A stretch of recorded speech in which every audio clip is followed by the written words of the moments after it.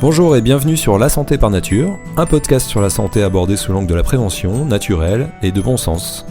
Car comme on le dit très justement, mieux vaut prévenir que guérir. Je suis Anthony Viau, naturopathe à Paris et à Vannes en Bretagne, et c'est avec plaisir que je vous accompagne sur les chemins de la santé naturelle.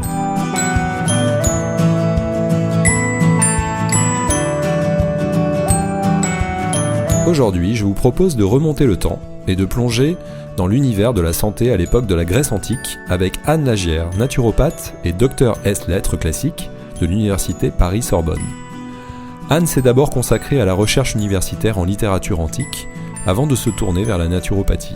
Nous allons donc parler de son livre « Aux sources de la naturopathie » qui explore les liens entre la pratique de la médecine à l'époque d'Hippocrate et celle de la naturopathie contemporaine.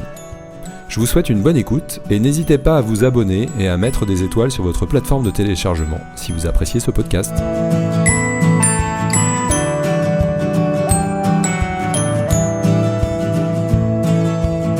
Alors bonjour Anne, bienvenue Bonjour. sur le podcast La Santé par Nature. Merci beaucoup d'avoir répondu positivement à mon invitation. Merci de m'accueillir. Avec plaisir. Donc, est-ce que tu voudrais bien nous parler de ton parcours et comment tu en es arrivé à être naturopathe ? Alors, je pense comme la majorité de nos confrères, c'est une reconversion. Ma formation initiale était une formation en lettres classiques. Donc, j'ai étudié le grec ancien, le latin, la littérature et la philosophie antique, et j'ai été chercheur dans ce domaine. J'ai beaucoup aimé ce travail de recherche, mais c'était un travail qui restait séparé de la vie réelle. Donc c'était un travail que je ne pouvais pas incarner, puisque évidemment dans une approche universitaire, c'est une approche purement abstraite et intellectuelle. Alors j'ai décidé de me reconvertir, et ça pour plusieurs raisons. Déjà parce qu'il y avait ce manque d'incarnation. Ensuite, parce que déjà, il y avait une certaine dégradation des études supérieures, évidemment. On veut que de l'utile et du rentable. Et après aussi parce que j'avais envie d'un mode de vie plus sain et d'un métier qui ait du sens. Donc, je suis allée à une réunion d'information de l'ISUPNAT. Et pour des raisons géographiques, en fait, parce que j'étais à la Sorbonne, l'ISUPNAT, c'est à côté, voilà. Et là, j'ai été complètement emballée parce que je me suis rendu compte que la naturopathie, c'était une manière de vivre, une véritable philosophie de vie et finalement une philosophie de vie qui était la mise en pratique de ces philosophies de l'Antiquité que j'avais étudiées et que j'arrivais pas à incarner. D'accord. Donc là, je me suis inscrite, voilà. D'accord, donc ISUPNAT, c'est, pour les gens qui nous écoutent, c'est une école de naturopathie que j'ai faite également. Donc tu es sorti de l'école en quelle année ? C'était l'année Covid, donc c'était 2019, je pense. Ouais. 2020, Ah non, non, je pense 2020, plutôt, oui. Ouais, t'as raison. Ouais, 2020. 2019, On a c'était commencé, c'était pré-Covid. pas. Oui, mais c'est ça. C'était pas encore le Covid. On a eu le Covid au milieu. Ouais. Ça marche. Quelles sont les autres approches de santé naturelle que tu pratiques ? Alors, en fait, j'essaie d'avoir une approche vraiment holistique. Donc, qui prennent en compte tous les plans de l'être, ce qu'on nous apprend en école de naturopathie, c'est-à-dire le physique, l'énergétique, l'émotionnel, le spirituel. Donc, pour cela, je propose des soins énergétiques. Donc, avec certaines pratiques de magnétisme comme couper le feu, qui est bien pratique, et surtout des soins Reiki. Ok. Donc, j'ai été formée dans 3 traditions différentes du Reiki. Et en fait, c'est une approche qui me plaît beaucoup parce que je pense que c'est peut-être ce qui se rapproche le plus de ce que devaient être les pratiques énergétiques dans le monde antique. Parce qu'en fait, le fond culturel et spirituel du Reiki, c'est d'une part le shintoïsme et d'autre part le bouddhisme. Et donc le shintoïsme, c'est une religion animiste, comme l'était la religion païenne gréco-romaine. Et le bouddhisme, c'est quand même assez proche de certaines philosophies antiques, notamment du platonisme. Donc là, je pensais que c'était vraiment un bon moyen. Donc je fais ces soins-là, je fais des soins Reiki. Euh, Ensuite, pour tout ce qui est de la sphère émotionnelle, j'utilise beaucoup les fleurs de Bach. Ok. Je pense que le docteur Bach a vraiment créé quelque chose d'incroyablement efficace pour les problèmes émotionnels, avec une philosophie qui est très claire, très simple et aussi très proche de la vision antique du monde. Ensuite, j'utilise aussi les élixirs de cristaux pour des problématiques un petit peu différentes, parce que là, c'est plus pour tout ce qui est le plan structurel, spirituel, pour des évolutions longues, où c'est important d'être accompagné, d'être soutenu. Et la dernière pratique que j'ai rajoutée, c'est l'astrologie. Ah, Donc d'accord, ok, je savais pas. donc j'ai rajouté l'astrologie à cause d'Hippocrate, hein, toujours parce que Hippocrate dit que l'astronomie est très importante en médecine, ce qui peut surprendre aujourd'hui, mais qui n'était pas étonnant à l'époque, hein. Alors quand on parle d'astronomie dans l'Antiquité, en fait, c'est l'équivalent de l'astrologie aujourd'hui, parce que ce qu'on étudie, c'est l'influence des astres sur nous et donc sur notre santé. Donc ça, c'est mes autres approches. Mais en Ok. fait, je les considère pas forcément comme des approches différentes. Enfin, pour moi, ça fait partie de la naturopathie parce que ça permet d'avoir cette approche holistique. Oui, global. Ouais. Donc, tu as écrit un livre qui s'appelle Aux sources de la naturopathie. Est-ce que tu voudrais bien nous dire qu'est-ce qui t'a donné envie de l'écrire et de quoi il parle? Alors, je dirais que je l'ai écrit principalement pour deux raisons. La première, c'est mettre mes connaissances de chercheur au service de la naturopathie. J'avais envie de découvrir quel était le lien entre Hippocrate et la naturopathie. Parce que, bon, dans les écoles de naturo, hein, comme tu sais, on nous parle d'Hippocrate. Mais souvent, ça se résume à quelques citations. Malheureusement, souvent des citations qui sont fautives ou inventées. Et, euh, et je voulais vraiment savoir si c'était vrai, s'il y avait un lien. Et quand ces citations étaient vraies, quel était leur contexte? Parce qu'on Mhm. n'avait pas du tout la même vision du monde à l'époque. Donc j'ai voulu questionner ce lien-là entre Hippocrate et la naturopathie contemporaine, entre aussi plus largement le monde antique et la naturopathie. Et ça m'a permis en fait de mettre en évidence toute une histoire de la tradition de la médecine naturelle et une tradition occidentale. Mhm, mhm. Euh, Puis ensuite, la deuxième raison, c'est la crise que traverse actuellement la naturopathie, puisque la naturopathie est quand même aujourd'hui de plus en plus mal comprise, dévoyée, dénaturée, critiquée souvent pour des raisons absurdes. Et généralement, aujourd'hui, on veut la réduire à des techniques physiques. On veut faire de l'allopathie verte, en fait, hein. Ce qu'on appelait avant la naturothérapie, ce qu'on appelle aujourd'hui la médecine intégrative. Et cela, en fait, parce qu'il y a une méconnaissance des principes et de l'histoire. Donc, je trouvais important de connaître sur quelle philosophie repose la naturopathie pour voir quelle vision du monde elle porte. Donc c'est ça. Donc mon livre parle de la médecine hippocratique, de ce qu'était la santé pour les anciens. Il parle de l'histoire et de la genèse des grands principes de la naturopathie, c'est-à-dire vitalisme, humorisme, hygiénisme, causalisme, holisme. Il montre l'héritage de la pensée antique sur les différents plans que va considérer le naturopathe, physique, énergétique, émotionnel, spirituel. Et voilà, il s'intéresse à cette vision du monde dans laquelle a pu s'élaborer l'hygiénisme. Et je trouve Ok. ça d'autant plus intéressant que cette vision n'est pas celle qui domine aujourd'hui. Mhm. Alors éventuellement, je renvoie au podcast numéro 8 de La santé par nature où j'explique justement ce qu'est la naturopathie et ses fondements.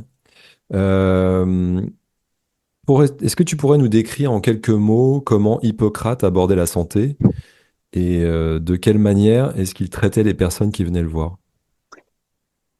Alors, pour Hippocrate, la santé se définit comme un état d'équilibre entre les différentes humeurs de l'organisme. C'est donc une médecine qui repose sur l'humorisme Mhm. et qui recherche une harmonie globale. Alors, tu peux rappeler vite fait ce que c'est que l'humorisme? Alors l'humorisme, c'est les liquides organiques. D'accord. Donc, effectivement, tous les liquides, le sang, la lymphe, Alors etc. chez Hippocrate, le système dominant, c'est le système quaternaire, c'est-à-dire avec le sang, le flegme, la bile jaune et la bile noire. Ok. On a ce système des 4 humeurs. Donc la santé, c'est l'état d'équilibre. Et donc la maladie, c'est un déséquilibre. Ça veut dire qu'il y a une humeur qui va être en excès ou une humeur qui va faire défaut. Euh, donc pour établir l'harmonie, on va rechercher la cause du déséquilibre. Et cette recherche des causes, c'est la grande caractéristique de la médecine hippocratique, hein, le causalisme. Selon Hippocrate, absolument rien ne se produit au hasard. Si on est malade, c'est qu'il y a une cause rationnelle à cela. Et en fait, dans l'organisme, se produit par un enchaînement de causes et d'effets. Et cet enchaînement peut se comprendre par la raison. Donc, on va chercher la cause première de la maladie en se fondant sur le raisonnement. Alors, où est-ce qu'on trouve cette cause? Selon Hippocrate, cette cause est à découvrir dans le mode de vie de la personne. Et c'est pour ça que la médecine hippocratique est une médecine hygiénique. Et c'est pour cela qu'on va prescrire une réforme de l'hygiène de vie. Alors, l'hygiène de vie, à l'époque, ça se dit diaïta, hein, c'est-à-dire le régime. Mhm. Et c'est une hygiène de vie qui est extrêmement individualisée, puisqu'on va prendre en compte l'âge de la personne, sa constitution, son activité, ses émotions, son lieu de vie, la saison, et aussi la position des astres. Hein, j'en parlais tout à l'heure de l'astronomie. Donc, cette réforme va concerner l'alimentation, le juste équilibre entre l'activité physique et le repos, on fait attention au sommeil, hein, les bains, la respiration, le lieu de vie, l'émotionnel. Donc, comment y traiter les personnes? En fait, comme tout est un enchaînement de causes et d'effets, le médecin hippocratique ne fait pas un simple diagnostic. Il est capable de faire un pronostic. Comme il comprend cet enchaînement, il est capable de dire le présent, mais aussi le passé et le futur de la santé de ses patients. Il fait des prédictions. Et ce pronostic va reposer sur une observation extrêmement minutieuse de l'individu. C'est-à-dire qu'il va observer sa manière de respirer, ses gestes, son aspect, l'éclat de son regard, l'état de son teint. Et évidemment, il y a toute une analyse des évacuations, hein, les urines, les selles, les sueurs, flatulences, les crachats. Et toute cette observation permet de faire une synthèse des signes favorables et défavorables dans le but de faire un pronostic, qui est une prédiction de l'évolution d'état du malade. Et donc, ce pronostic va permettre au médecin de fixer l'hygiène de vie de son patient. C'est donc une médecine qui est fondamentalement hygiénique. Alors, bien sûr, tout ne se règle pas avec l'hygiène de vie. Hein. On a toujours ces 3 parties où on a le régime, la pharmacopée et la chirurgie en médecine. Mais la partie la plus importante de la médecine, c'est l'hygiène de vie. C'est l'hygiène de vie. Mm. Alors, je précise aussi que dans cette pratique, il y a une grande importance qui est accordée à la déontologie. Évidemment, je pense que des textes d'Hippocrate, le plus célèbre, ça doit être le serment d'Hippocrate. Il y a d'autres textes aussi qui parlent de la bienséance. Hein. Le médecin doit vraiment être exemplaire, agréable avec son patient, il n'y a aucune attitude déplacée qui est tolérée ni envers les femmes, ni envers les hommes, ni envers les esclaves. Hein. On a déjà cette idée du secret médical et on a cette injonction à être utile et ne pas nuire. Puisque bon, on est à une époque où il n'y a pas de réglementation hein, de la profession médicale. Mais par contre, on a cette déontologie et bien sûr, si un médecin commet une faute, là, il perd toute réputation. Ok. Et alors, on cite souvent une phrase qu'aurait dite Hippocrate, que ton aliment soit ton médicament, alors qu'apparemment, bon, il n'aurait jamais écrit ça. Non, il n'a jamais Mais écrit. en revanche, c'est vrai qu'en lisant ton livre, on se rend compte qu'il accordait quand même une place majeure à l'alimentation dans son approche, c'est ça? Oui, mais ce qui est important de voir, c'est que l'alimentation compte parce que l'alimentation influe sur les humeurs. Ouais. Et il faut pas le séparer de ça, à mon avis. Parce que si on dit tout court que l'aliment, c'est ton premier médicament, on va le penser avec notre approche actuelle. Mhm, mhm. Alors qu'il faut vraiment penser que l'aliment influe sur l'équilibre des humeurs parce que l'aliment va agir sur les humeurs et il va agir différemment selon son mode de préparation. Et tout ça va agir sur une harmonie qui est globale, hein, une harmonie globale de l'organisme. Mhm. Et Mais puis, pas, ouais. non, vas-y, je t'en prie, vas-y. Non, non, je veux dire qu'après, cette phrase, non, elle n'est pas dans le corpus hippocratique. Voilà. Non, mais j'ai lu dans ton livre que, en fait, a priori, il disait, Hippocrate, que euh, l'alimentation est hyper importante parce qu'on se nourrit plusieurs fois par jour toute sa vie. Ouais. Et alors que si jamais on a des médecines, entre guillemets, à prendre, on peut pas les prendre toute sa vie. Ça va être très ponctuel pour se purger ou ce genre de choses. Mm, mm. Donc, d'où l'intérêt de l'alimentation, puisque vraiment, bah, voilà, c'est au quotidien, toute sa vie. Oui, bien sûr. Bah, de toute manière, la cause du déséquilibre est à trouver dans le mode de vie. Mhm. Donc, ça peut pas se résoudre avec un médicament.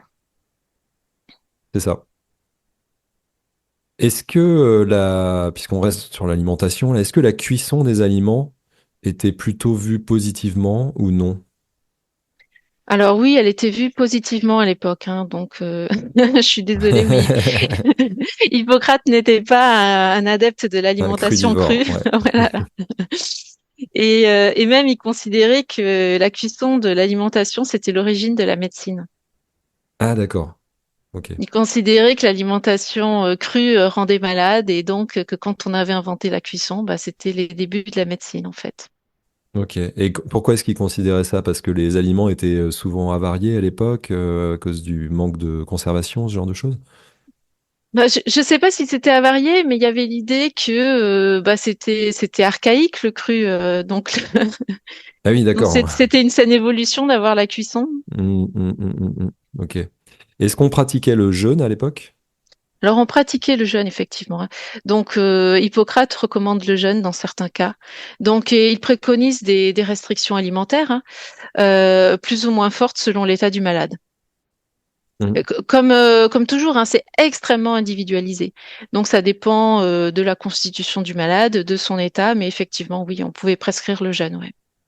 D'accord, ok. Bah, un peu comme aujourd'hui d'ailleurs, hein, c'est vraiment très individualisé. Quand un naturopathe recommande à un client de jeûner, bon bah il prend en compte vraiment l'énergie vitale de la personne, etc. quoi. On lance pas quelqu'un dans un jeûne comme ça s'il n'a pas les capacités de le faire, quoi. Oui, bien sûr, mais ça c'est un héritage important Mm. d'Hippocrate, hein, cette Mm, mm. individualisation. Vraiment, chez Hippocrate, il n'y a aucun aliment qui est bon ou qui est mauvais. Tout dépend de la situation de la personne, de l'état de ses humeurs. D'accord. Et alors, on dit souvent que toutes les maladies commencent dans l'intestin. D'ailleurs, on pense que c'est Hippocrate qui aurait dit ça également. Mais il n'a pas dit. Il n'a pas dit, d'accord. Est-ce qu'il avait quand même compris le lien entre l'intestin et le cerveau? Est-ce qu'il connaissait déjà la présence d'un microbiote, par exemple? Ben, en fait, c'est-à-dire que comme il a une approche tout le temps globale, il n'y avait jamais un organe qui était considéré de manière isolée, comme on le Hmm, fait aujourd'hui. Donc, c'était pas possible de dire toute maladie commence dans l'intestin. Parce que tout est un équilibre dynamique et global de l'organisme qui, en plus, est en lien avec l'environnement. Donc, on ne peut pas se centrer sur l'intestin. Après, l'importance de l'intestin, hein, ça a pu être mis en évidence, par exemple, par Platon, hein, qui décrivait la composition tripartite de l'âme, avec une partie située dans le bas-ventre, hein. Donc là, on rejoint ça, mais c'était toujours dans l'idée d'une harmonie globale. hmm, Donc on ne peut pas penser juste l'intestin. d'accord. Donc, on remet de la complexité. Bah, de la globalité en tout cas. Hmm, hmm. Et alors, j'imagine que Hippocrate n'était pas le seul à avoir cette vision-là, à exercer comme ça. Donc, pourquoi est-ce que c'est son nom qu'on a retenu à travers les âges? Est-ce qu'il a eu des disciples? Je pense qu'il y a plusieurs raisons à cela. Déjà, la toute première, c'était que Hippocrate était extrêmement connu de son vivant, déjà. Donc, il était un médecin itinérant et on sait que plusieurs cités lui ont rendu hommage, comme Athènes. Ensuite, on sait qu'il était connu parce que son nom apparaît chez Platon, où il est présenté comme le médecin le plus renommé de son temps. Donc, je rappelle que Hippocrate, en fait, est un contemporain de Socrate et de Platon. Et en plus, Hippocrate était tellement célèbre et réputé que même le roi de Perse a voulu s'offrir ses services en lui promettant beaucoup d'argent. Alors, ça veut dire qu'il était connu même au-delà du monde grec. Et Hippocrate a refusé par patriotisme, puisque les Perses étaient les ennemis des Grecs. Donc ça, c'est la première raison, hein. Il était déjà extrêmement célèbre. La deuxième raison, c'est que de nombreux traités hippocratiques nous sont parvenus. On a une soixantaine de traités, donc ça compte, hein. Hippocrate n'aurait sans doute pas eu la même importance si on n'avait rien gardé de lui. Alors, quand je dis ces traités d'Hippocrate, en fait, Hippocrate n'était pas le seul auteur de tous ces textes, hein. On appelle ces textes le corpus hippocratique. Et clairement, il n'y a pas un seul auteur parce qu'il y a des différences de vocabulaire, il y a aussi des divergences de doctrine. D'ailleurs, dès l'Antiquité, on considérait qu'Hippocrate n'était pas l'auteur de tous ces textes, mais qu'il y avait d'autres écrits qui avaient été rédigés par ses disciples. Donc oui, il avait des disciples. Mais bon, malgré ces différences, on peut dégager une même approche, une certaine communauté de pensée, ce qui permet de parler de médecine hippocratique et d'école de Cos, hein. C'est là qu'est né Hippocrate. Donc Hippocrate avait des disciples et leur enseignait la médecine, et c'est comme ça que se transmettait l'art médical en Grèce antique. Il y avait un maître et des disciples. Après, je pense qu'il y a encore une autre raison à la postérité d'Hippocrate, et qui est Galien. Donc Galien, c'est un médecin grec du IIe siècle après Jésus-Christ. Et je pense qu'il a joué vraiment un grand rôle dans la postérité de la médecine hippocratique, déjà parce qu'il a beaucoup commenté les œuvres d'Hippocrate. Ensuite, parce qu'il se pose lui-même en héritier d'Hippocrate, qu'il admire énormément. Et puis parce que là encore, beaucoup de textes nous sont parvenus de Galien. Alors, beaucoup de textes, mais en fait peu comparé à tout ce qu'il a écrit, mais on a quand même conservé au moins 120 traités de Galien, ce qui est quand même pas mal. Mhm. Effectivement. Est-ce que tu sais si à l'époque il y avait d'autres courants médicaux que le courant hippocratique et d'autres manières de prendre soin de sa santé? Oui, oui, bien sûr. Alors, il y avait différents courants médicaux, il y avait différentes écoles qui s'affrontaient avec beaucoup de virulence, hein. On se traitait de charlatans. D'autant plus que les Grecs se plaisaient beaucoup à pratiquer l'art oratoire. Donc, c'était une époque où on avait vraiment le goût de la polémique et de la polémique violente. Après, ce que je trouve très, très intéressant pour nous, c'est qu'en fait, dans ces différents courants médicaux, on avait déjà en germe l'opposition entre allopathie et naturopathie. À travers notamment l'opposition entre deux grands courants médicaux, qui étaient la médecine logique et la médecine empirique. Alors, la médecine logique, c'est celle d'Hippocrate, dont hérite la naturopathie. C'est-à-dire que c'est une médecine qui est fondée sur la connaissance de la nature afin de déterminer ce qui est conforme à la nature ou ce qui ne l'est pas.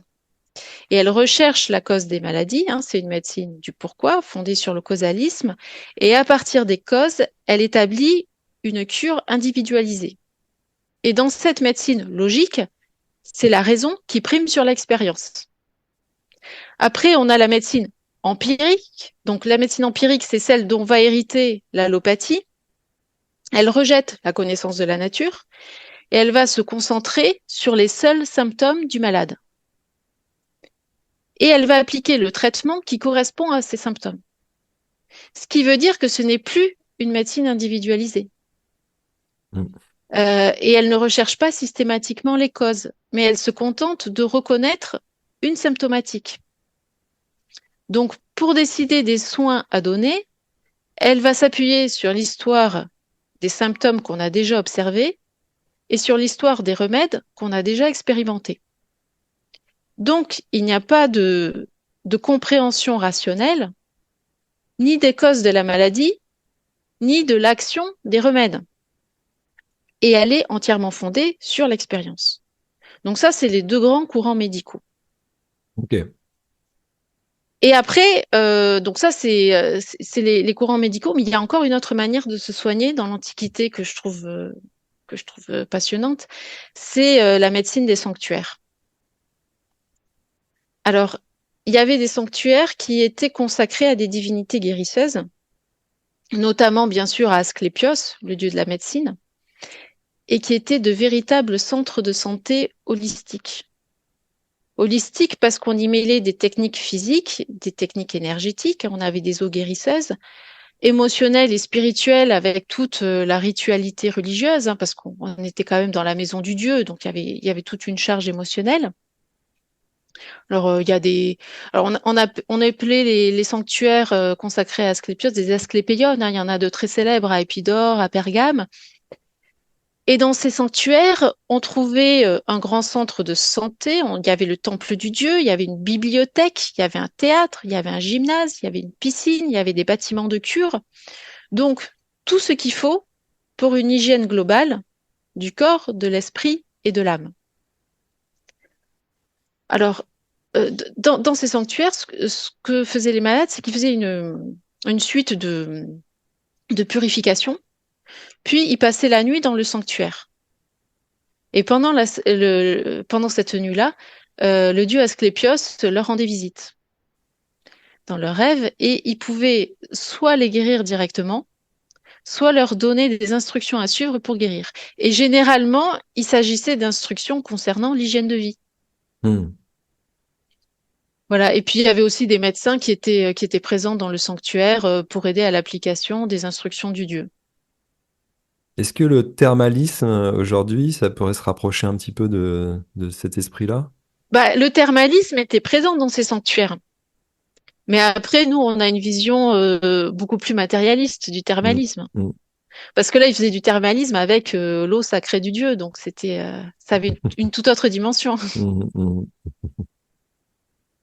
Et alors, en quoi est-ce que la naturopathie moderne se rapproche ou s'éloigne de la conception de la santé d'Hippocrate? Par exemple, j'ai été assez surpris d'apprendre en lisant ton livre que la notion d'énergie vitale, bah, qui est primordiale dans l'approche naturopathique de la santé, puisqu'elle est nécessaire au phénomène d'auto-entretien, d'auto-guérison, elle avait, malgré ce qu'on pourrait penser, pas vraiment été théorisée en tant que telle par Hippocrate. Je crois qu'il parlait plutôt de pneuma, enfin de la respiration et de cette énergie via la respiration, non?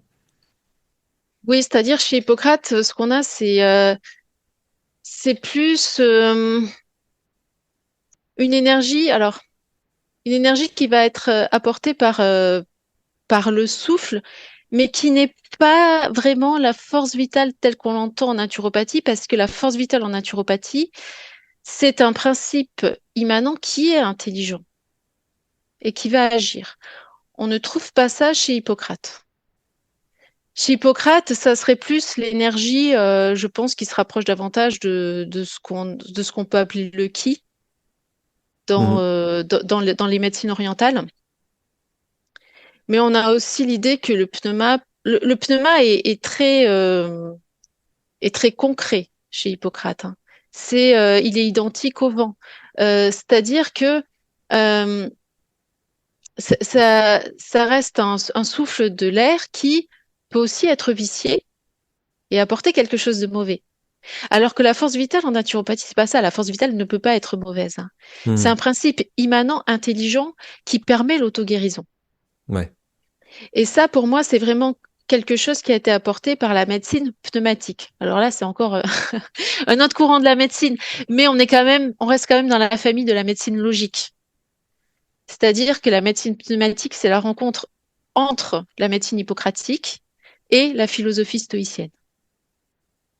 Donc il y a ok. quand même cette origine de la médecine hippocratique, parce qu'on reste dans la médecine logique, cette importance accordée au causalisme, à la raison, mais ça va rencontrer la philosophie stoïcienne qui, elle, apporte cette idée qu'il y a un principe actif, immanent à l'organisme et immanent à la nature entière, qui est parfaitement intelligent.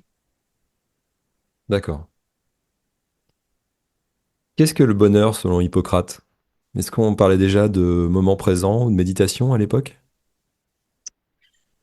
Euh, alors, la notion de bonheur, on la trouve pas vraiment chez Hippocrate, pas directement en tout cas, mais c'est quand même lié à la notion de santé, parce que la santé est globale. Donc, la santé comprend aussi les pensées, les émotions, tout est l'équilibre des humeurs. Donc, en fait, on a quand même l'idée que le bonheur, c'est un état d'équilibre. Et Hippocrate baigne dans une époque, dans un contexte où on considère que le bonheur, c'est ce qu'on appelle l'ataraxie, c'est-à-dire l'absence de trouble. L'absence de trouble et un état d'harmonie avec tout ce qui nous entoure. Puisqu'en fait, dans l'Antiquité, il faut bien voir que nous sommes une partie du tout. Hmm. Et comme on est une partie du tout, on doit être en harmonie avec le tout. On doit être dans cet état d'équilibre. Et le bonheur, c'est cet état d'équilibre. Et pour avoir cet état d'équilibre, on doit être dans l'absence de trouble. Donc c'est un bonheur qui est extrêmement simple en fait. Euh, Est-ce que l'art avait une place dans la médecine à l'époque? Alors l'art avait une place dans la vie, je dirais. Donc l'art était extrêmement important à cette époque-là. Et en plus, c'est une époque où l'art est imitation de la nature. C'est-à-dire que l'art est là pour imiter l'harmonie de la nature. Et la santé, c'est un état d'harmonie qui est identique à l'harmonie de la nature. Donc en fait, tout est lié par cette idée d'être en harmonie avec la nature. Et alors après, oui, alors il y a un passage où les arts interviennent chez Hippocrate quand il parle du théâtre, où il recommande d'aller voir des pièces de comédie pour être en bonne santé. Ben, D'accord, excellent. Hmm. et là, donc là, on a cette que oui, l'art va agir sur la santé. Et que si on n'y va pas, on peut tomber malade. Donc vraiment, l'art, oui, bien sûr que l'art a une influence. Tout a une influence, puisque tout est lié en fait. Et d'ailleurs, ça me fait penser que là, on parle d'art, mais en fait, à cette époque, il y avait quand même une grande partie de la population qui était esclave ou peut-être qui n'avait pas accès à ce genre bah, à l'art notamment. Euh, à qui elle s'adressait cette médecine hippocratique finalement? Plutôt aux gens aisés? Bah, je ne sais. Non, honnêtement, je ne pense pas, parce que en fait, faut voir que il y avait de la médecine privée et de la médecine publique. Le médecin public, c'était un médecin qui était recruté par la cité. Alors après, je ne sais pas si les esclaves avaient accès à cette médecine-là, mais en tout cas, on pouvait avoir accès à une médecine publique, je pense, dans certains cas gratuitement, hein, comme on pouvait avoir accès gratuitement au théâtre, hein. Mhm, mhm. Après, pour les esclaves exactement, honnêtement, je ne sais pas. Mais en même temps, je te dis ça, mais je pense que oui, dans le serment d'Hippocrate, on parle des esclaves. Donc, il y a l'idée que le médecin peut rencontrer Ouais, des esclaves. Donc, d'accord. euh, c'est-à-dire que, ouais, l'esclavage en Grèce, hein, ça n'a rien à voir avec l'esclavage moderne, hein. On est esclave, on est affranchi. C'est pas un statut lié à une essence. C'est une condition sociale à un moment qui peut évoluer.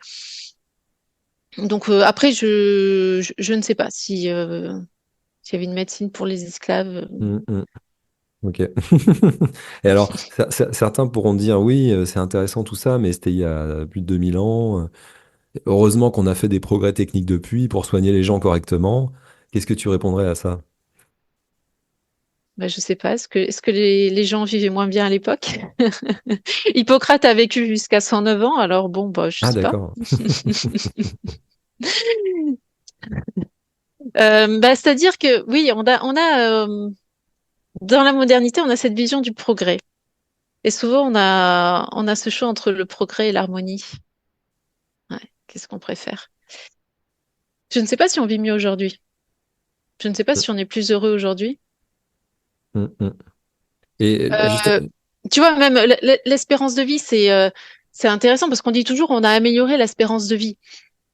Bah, c'est-à-dire qu'on a surtout amélioré la mortalité infantile. mhm, Si on ne tient pas compte de la mortalité infantile, je ne sais pas si on a amélioré l'espérance de vie et surtout si on a amélioré l'espérance de vie en bonne santé. mhm, ouais.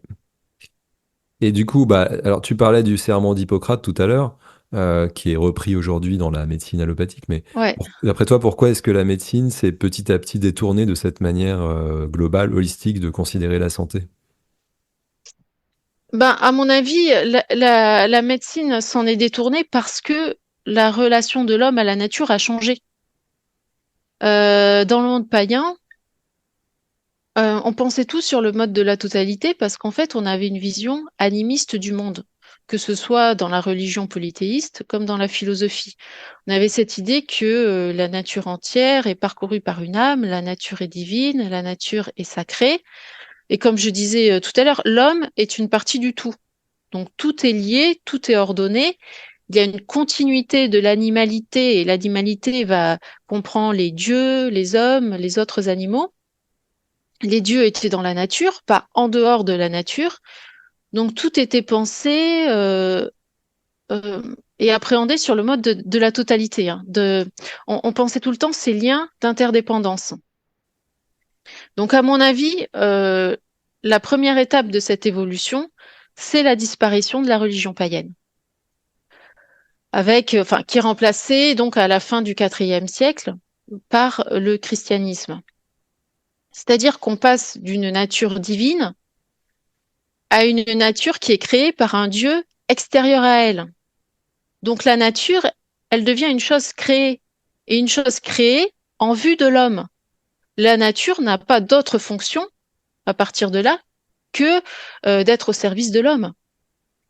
Et on adopte une vision anthropocentrique. Mhm, Et l'homme, en plus, dès lors, a une dignité particulière parce que il est créé à l'image du Dieu, pas comme le chat, le chien, le cheval. Donc, il est différent des autres animaux, et c'est là où les autres animaux deviennent les animaux. Et ce qui est paradoxal, c'est que animaux, ça vient de anima, qui veut dire l'âme, hein, ça voulait dire celui qui possède une âme, et à partir de là, les animaux, ce sont ceux qui n'ont plus d'âme. Et l'homme est appelé à régner sur la nature, à la dominer et à l'exploiter pour ses besoins à lui. Donc ça, pour moi, c'est une première étape qui est importante parce que c'est une étape spirituelle. La deuxième étape, c'est le mécanisme au XVIIe siècle avec Descartes, Galilée, Newton. Comme la nature est une chose créée, on va pouvoir la considérer comme une machine dont on peut étudier les mécanismes. Et c'est ainsi que va naître la fameuse théorie des animaux-machines de Descartes, où on considère que les autres êtres vivants sont des machines dont on peut étudier les mécanismes. Il n'existe aucune... dans ce système-là, il n'y a aucune force vitale, en fait. Seul l'homme possède une âme, et donc on a un mécanisme qui est totalement opposé à l'animisme ou au vitalisme. Et bien sûr, ce mécanisme va s'appliquer peu à peu en médecine, puisque le courant médical qui va dominer, c'est le courant médical qu'on appelle iatrophysique. Donc la médecine iatrophysique, en fait, c'est l'application du mécanisme à la médecine. Ça veut dire que l'organisme humain va être appréhendé comme une machine. Voilà. Et puis ensuite, on a la révolution industrielle. Donc là, l'exploitation de la nature, bien sûr, prend d'autres dimensions. On assiste à des ravages impressionnants sur notre environnement. On va toujours plus loin dans le matérialisme. Et puis en plus, au 19e siècle, on commence à avoir le développement de la médication chimique. Donc ça aussi, ça va influer sur l'évolution de la médecine. Et puis je pense que la dernière étape, c'est maintenant, c'est-à-dire l'ère du numérique et du transhumanisme. Avec un numérique qui nous coupe encore plus de la nature, hein, on passe nos journées devant des écrans, et le transhumanisme qui essaye à tout prix de nous faire échapper aux lois de la nature, hein, en particulier la mort. Et bien sûr que tout cela se retrouve en médecine. Donc, si aujourd'hui la médecine allopathique domine, c'est bien sûr parce qu'on est dans une époque où le matérialisme et l'empirisme dominent. Donc, on a perdu cette approche holistique. Est-ce que tu penses qu'on pourrait faire marche arrière? Je pense qu'on fera forcément marche arrière si on a envie de survivre. Après, est-ce qu'on en a envie? En fait, pour moi, il y a vraiment ces deux options de soit le progrès, soit l'harmonie. Soit on continue à traiter la nature, notre environnement, les autres animaux comme des choses à notre service. Et dans ce cas-là, on va continuer à aller de plus en plus loin dans l'exploitation de la nature, notamment grâce à la technologie. Et on continuera à penser que l'univers entier a été fait en vue de l'homme seul qui est le roi du monde. Je pense que si on fait ce choix-là, on va disparaître à plus ou moins long terme, hein, parce qu'on voit bien que qu'on n'échappe pas en fait aux lois de la nature. Chaque fois qu'on les transgresse, on le paye. Et ce qui est vrai au niveau de la planète, on le voit aussi au niveau de notre corps, hein. Si on respecte pas les lois de de la physiologie, en fait, on tombe malade. Mm, mm. Et soit autre option, ben, l'harmonie, on revient à une relation d'harmonie avec la nature et les autres vivants. Et là, on retrouve cette situation qui permet la pleine expression de la force vitale, c'est-à-dire la santé, et la santé sur tous les plans. Et là, je pense vraiment qu'il n'y a rien d'irrémédiable en fait. Même si on voit tous les dommages qu'on a causés à la nature, mais euh, je pense que si on retrouve l'harmonie, tout va retrouver son équilibre. Mais il faut faire ce choix-là. Donc, je ne sais pas si à court terme, les gens ont envie d'un retour à l'harmonie, mais je pense qu'on va arriver à un moment où, de toute manière, il faudra se soumettre aux lois de la nature, à degré ou de force, en fait. Mhm, mhm. Et effectivement, quand on parle de prévention des dysfonctionnements de la santé, bah, ça s'applique à nous, les êtres humains, au travers de notre mode de vie, mais également, comme tu dis, aussi à la nature qui nous entoure, aux animaux, à travers la réduction des polluants divers. Est-ce que tu sais si c'était une préoccupation à l'époque d'Hippocrate? Est-ce qu'il y avait déjà à cette époque des personnes qui protestaient contre une dénaturation du monde ou contre la dégradation de la nature? Alors, non, en fait, il y avait pas de personnes qui protestaient parce que, tout simplement parce qu'à l'époque, il y avait pas de dénaturation du monde. Il n'y avait pas cette dégradation de la nature. En fait, la Grèce antique considère qu'on est une partie du tout. Donc, quand on a cette conception, et l'écologie va de soi. Et c'était une civilisation qui recherchait l'harmonie, l'équilibre, la beauté. On avait une religion païenne qui honorait la nature, ce qui veut dire que ça n'avait rien d'anodin de tuer un animal ou même d'abattre un arbre. Et on avait toute une nature qui était peuplée de divinités. On avait des dryades dans les chênes et qui mouraient avec eux si on venait à les abattre. Il y avait des naïades dans les rivières, des méliades dans les frênes, des oréades dans les montagnes. On avait des sanctuaires où il y avait des bois sacrés avec des eaux sacrées, des sources sacrées. Donc on a cette religion païenne qui est aussi une religion de la nature.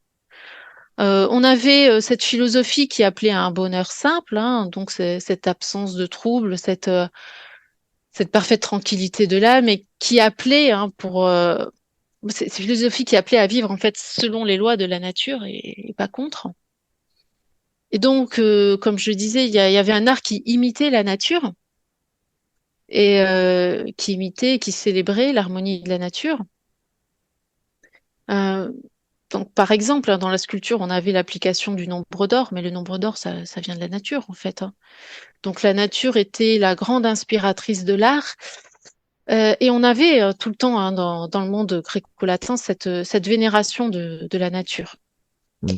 Et ce souci de vivre en harmonie, je pense aussi que ce souci peut se noter dans le fait que on avait, on avait l'idée de garder une population stable, par exemple. Euh, on s'inquiétait du surpeuplement. On avait des philosophes qui pouvaient préconiser, comme Platon, hein, une limitation des naissances pour toujours rester dans un état d'équilibre. Alors que ça, c'est totalement à l'opposé de la vision contemporaine, hein. Nous, on a l'idée que on doit se multiplier à l'infini parce qu'on doit consommer à l'infini, mais tout en oubliant qu'on est dans un monde fini avec des ressources limitées. Mais, mais on a cette vision-là. Alors, je pense que cette époque-là, hein, l'époque d'Hippocrate, l'époque de la Grèce classique, est plutôt un modèle d'écologie dont on devrait s'inspirer. Est-ce qu'il y avait des personnes végétariennes ou véganes à l'époque? Vegan, non. Vegan, non, parce que enfin, se passer du cuir et de la laine à l'époque, ça aurait été un petit peu compliqué. Mais végétarienne, oui, par contre. Oui, oui, oui, bien sûr. Il y avait des philosophes végétariens, bah, comme Pythagore, par exemple, hein. Pythagore, d'ailleurs, qui pratiquait beaucoup la communication animale. Il parlait avec des ours, avec des bœufs. Euh, il y avait des philosophes végétariens, le Porphyre aussi, hein. Mais par contre, c'était pas, on n'allait pas dans le dogmatisme.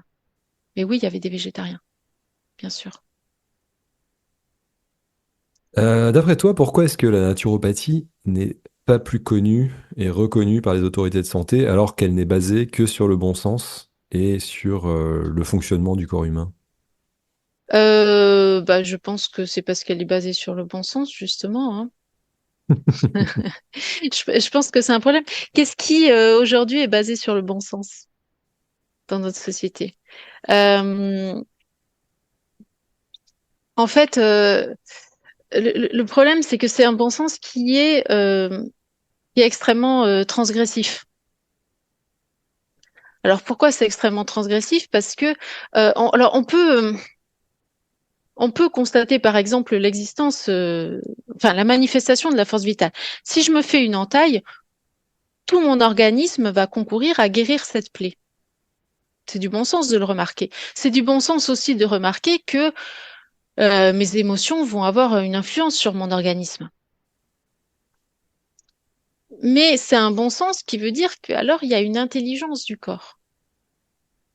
Et cette idée d'une intelligence du corps, c'est inacceptable dans une vision matérialiste du monde. Et c'est pour cela que le bon sens est transgressif, en fait. Ce bon sens, c'est la force vitale, mais oui, on n'est pas du tout dans une société qui est vitaliste. Mm. Et donc, comment tu vois l'avenir de la santé préventive là? Est-ce que tu es optimiste? Bah, c'est un peu comme quand tu me dis si on peut faire machine arrière. Euh, je pense que sur le long terme, il faudra y revenir. Sur le court terme, c'est le choix des gens en fait. C'est comme tout, c'est un choix de consommation. Est-ce que les gens ont envie de soutenir ça ou pas? Est-ce que les gens ont envie de suivre les lois de la nature ou de continuer cette marche vers un soi-disant progrès qui va à l'encontre de toutes les lois de la nature? Malheureusement, je crois qu'on est assez minoritaire dans ce domaine-là pour le moment. Mm. Est-ce que justement l'écriture de ce livre a changé ta manière de pratiquer la naturopathie ou tes autres pratiques? Euh, oui, ça l'a changé parce qu'en fait, au début, bah, j'avais une approche beaucoup plus physique, c'est-à-dire vraiment centrée sur les techniques physiques, notamment l'alimentation. Et puis, je me suis rendu compte que ça avait aussi ses limites. Et que vraiment, si on voulait aller plus loin, si on voulait permettre un changement de vie, il fallait avoir cette démarche holistique, hein, qui prend en compte tous les plans de l'être. Et c'est pour ça que j'ai rajouté toutes mes autres pratiques. Donc oui, ça l'a changé et ma pratique évolue constamment en fait, hein. Mm. Alors justement, est-ce que tu as des projets? Est-ce que tu prévois d'écrire un autre livre, par exemple?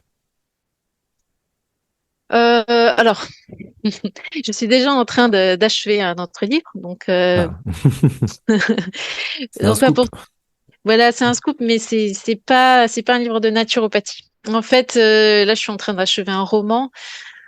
Pour moi, ça fait partie de l'hygiène de vie aussi, hein, d'avoir une pratique artistique. Je pense que c'est absolument essentiel le plan émotionnel et le plan spirituel. Donc là, et puis pour moi, bon, évidemment, c'est un roman qui parle d'antiquité, hein. Donc c'est une autre manière de transmettre la vision antique du monde. Avec mon livre sur la naturopathie, je l'ai fait plus d'une manière qui fait appel à d'une manière intellectuelle, hein, qui fait appel à la réflexion. Là, c'est plutôt l'idée de transmettre sur le mode de la sensibilité. Mm. Et du coup, il sortira quand ce livre alors? Bah, j'en sais rien. Je peux pas te dire. Ok. Ça dépendra des Bon, on muses. tiendra au courant. Ok. C'est ça. Quel est ton meilleur souvenir dans ta pratique de la naturopathie, pour toi ou pour les autres? Bah, moi, mon meilleur souvenir, c'est quand les gens me disent que la mise en œuvre des conseils ont changé leur vie, hein. Bon, je me souviens d'une dame qui m'avait dit exactement ça, que ça avait changé sa vie. Et bah, ça, pour moi, c'est le meilleur, hein. Mm. Après, j'avoue que j'aime beaucoup aussi les soins aux animaux, hein, parce que Ah oui, alors, ouais. je fais pas de naturopathie animale, hein, mais par contre, je fais des soins énergétiques et du conseil en élixir pour les animaux. Et puis, ça donne des résultats impressionnants, hein. J'ai un souvenir comme ça avec un chat qui devait être euthanasié et puis qui finalement c'est très bien rétabli, hein. Ouais, intéressant. Et avec les chevaux aussi, tu disais que avant l'entretien, tu me disais que tu avais une passion pour le cheval. Alors malheureusement, j'ai pas des clients chevaux, j'aimerais bien, mais pour le moment c'est plutôt chien et chat. Mais D'accord. j'aimerais beaucoup, oui, j'aimerais beaucoup travailler avec des chevaux, mais oui, les chevaux c'est une grande passion depuis toujours, ouais. On approche de la fin de cet entretien. Est-ce que tu aurais un livre ou une ressource à nous recommander pour prendre soin de sa santé, à part ton livre? Alors à part mon livre, je dirais, il y a un livre que j'aime beaucoup, c'est le livre du docteur Bach, La guérison par les fleurs. Je l'aime beaucoup parce que pour moi, le docteur Bach, c'est vraiment un pont entre la pensée antique et notre vie contemporaine. Donc, la première partie de ce livre s'appelle Guéris-toi toi-même. Et bah, c'est une claire référence au Connais-toi toi-même de l'Antiquité, hein, qui était un précepte de sagesse gravé au sanctuaire de Delphes. Et effectivement, le docteur Bach reprend la vision antique du cosmos et cette vision de l'homme comme une partie du tout. Et je trouve qu'il a un discours qui correspond très bien à notre situation contemporaine, euh, où il montre les limites du matérialisme dans le domaine de la santé et où il nous rappelle que la cause première de la maladie n'est jamais matérielle. Bon, pour moi, c'est un livre vraiment incontournable et puis il est très simple, il est très accessible. Donc Hmm. ça c'est vraiment le livre que je recommande et puis il propose des solutions très pratiques avec les élixirs floraux, hein. Ouais, tout à fait. Alors pour terminer, est-ce que tu aurais un conseil à nous partager qui nous aiderait à rester en bonne santé le plus longtemps possible? Alors, je vous conseille le conseil que je donnerais, ça serait se relier à l'harmonie. Alors, quand je dis se relier à l'harmonie, ça peut être se relier à sa propre puissance créatrice. Ça peut être aux œuvres de l'art et aussi, bien sûr, à l'harmonie de la nature. Se relier à l'harmonie parce que ça permet de nourrir son âme. Et ça, je pense que c'est vraiment le plus important pour la santé. On parle tout le temps de nourriture matérielle, mais le plus important, c'est quand même nourrir la partie immortelle de soi, la partie sacrée en soi, hein. Je pense qu'on a tendance, mais c'est normal, on est dans une société matérialiste, on a tendance à beaucoup trop surestimer le plan physique. Alors le physique, c'est important, c'est une base importante, mais ça reste qu'une base. Donc je pense qu'il faut vraiment nourrir notre âme par la beauté, par le sublime, par tout ce qui élève, par tout ce qui enthousiasme, et qu'il faut être transcendé par quelque chose qui nous fait devenir meilleur. Alors ça peut être une passion, ça peut être un idéal, ça peut être une mission ou une cause pour laquelle on a envie de se battre. Mais je pense que c'est la nourriture qui est vraiment essentielle, parce que sinon on est vide, et il n'y a rien de pire pour la santé que le vide existentiel. Alors voilà, ça serait mon conseil, se relier à l'harmonie. Ok, génial. Merci pour ce conseil de bon sens. Merci Anne d'avoir accepté mon invitation.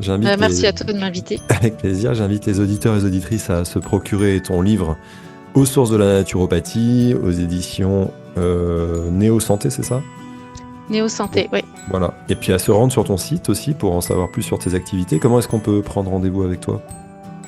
Alors, on peut prendre rendez-vous sur Médoucine en cherchant Naturokos, Naturokos avec un K, comme en grec ancien. Naturokos à cause de l'île de Kos, ou via mon site naturokos.com. D'accord, bon, on le mettra en descriptif de toute façon. Ça marche. Super, écoute, merci beaucoup Anne. Je te souhaite une bonne fin de journée. Prends soin de toi et puis écoute, à bientôt. À bientôt.